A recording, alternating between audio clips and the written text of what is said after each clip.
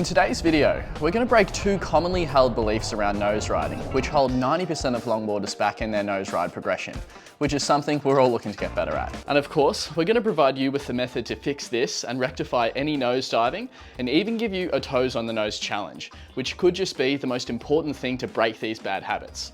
Let's get into the video. And if you are new here, my name's Considine, and I'm a longboard enthusiast to competitor coach, and I'm here to share my learnings and experiences like this one today with you all. So if you do find the video valuable, then feel free to subscribe, and if you know of anyone else who might find it helpful as well, then feel free to share it with them. But let's get straight into the edit.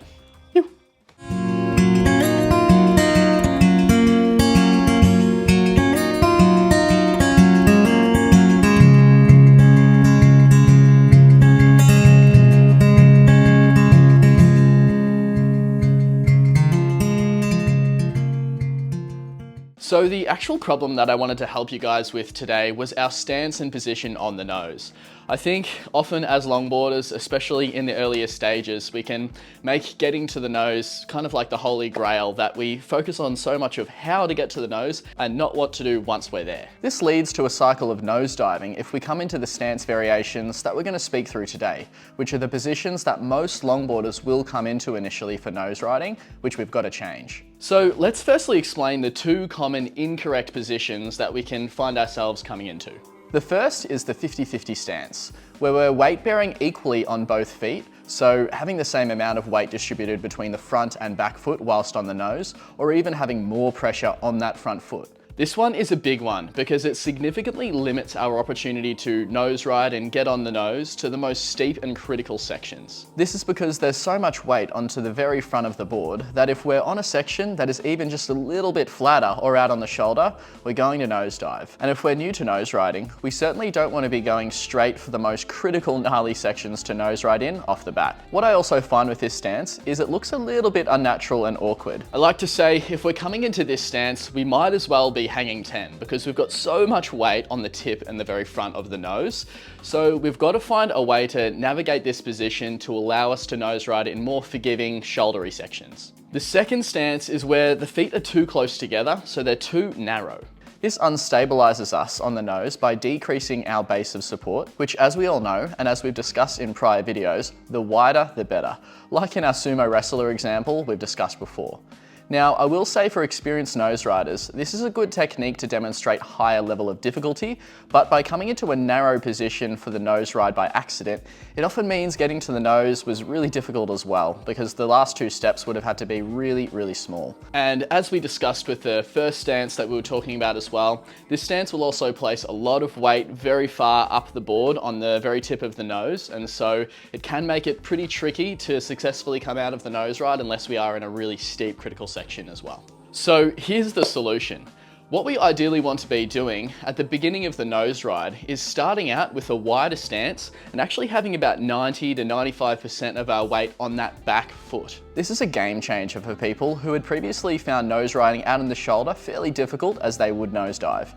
And whilst of course there is still some risk of nosediving, it is significantly reduced. Now, there actually are some added benefits to this stance that actually help to improve our nose ride quality and even the duration of our nose rides. But let's talk about exactly how to do this first. All right, so let's step through how to go about this exactly with our land practice. So you can see here, ideally what we're wanting to do from the start, we want to land, of course, with our back foot not too close to the front of the nose. So we actually want to have it a bit further back. Good little way that I've found to measure this is actually just counting back about 2.5 foot lengths from the nose and making that the point where you're actually having that stance for the nose.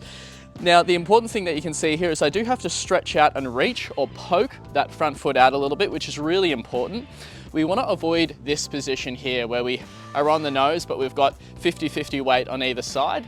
This is not what we want to be doing. We actually want to push ourselves away and have 95% of the weight on that back foot.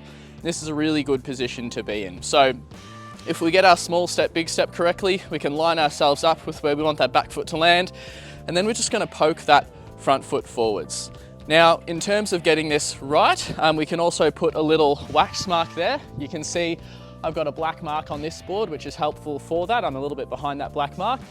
And then we just need to practice, repeat and repeat and repeat. Do it as many times as you can to feel comfortable with that positioning.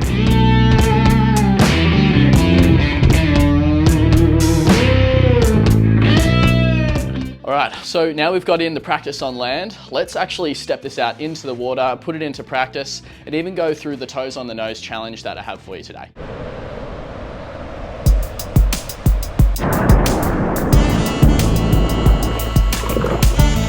So out in the water, we've got to be doing the same as we practiced on land. Landing the back foot a bit further back on the nose, like we established in our land practice, to allow us to adopt a wider base for the initial nose ride stance. And then we want to stretch out the front foot with minimal weight placed onto it. A great way to practice this in the water is the toes on the nose challenge. All right, so what we're going to try and do is make sure the weight stays onto the back foot, and a really good way, as we just spoke about, to rectify this is just putting the toes on the nose. So we're not actually going to land that heel on the nose as well. This is just a surefire way to make sure that we are establishing all of our weight on the back foot and keeping the weight off the front. This is great because it's very difficult to have weight on the front foot in this position, and it might just be the drill that allows you to break this habit and keep the weight back when nose riding. So once again, just to hit this one home, if you do find that you're leaning over with your chest over your front foot, or you've got a significantly bent front knee with a lot of weight onto that front foot, we do want to try and get on top of this by using the strategies we've discussed today to make sure that we're not going to nosedive, we stay nice and balanced, and we set ourselves up for good nose riding habits later down the track. Speaking of which, what are the added benefits of this nose ride position and stance to our more advanced nose riders?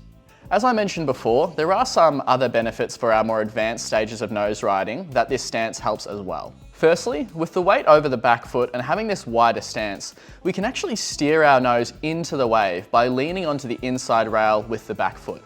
This can actually lengthen out our nose rides by keeping the board engaged into the wall of the wave and stopping it dropping to the flats.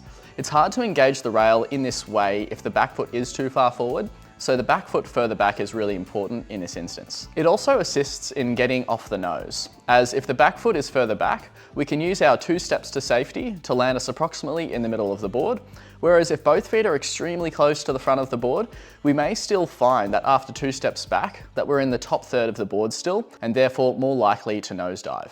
All right, so thanks so much for watching, guys. If you did want any video analysis from myself, then feel free to check out the links below, as well as for any other way that you might want to support the channel. I really appreciate it. But we'll leave it there for today, and we'll catch you on the next one.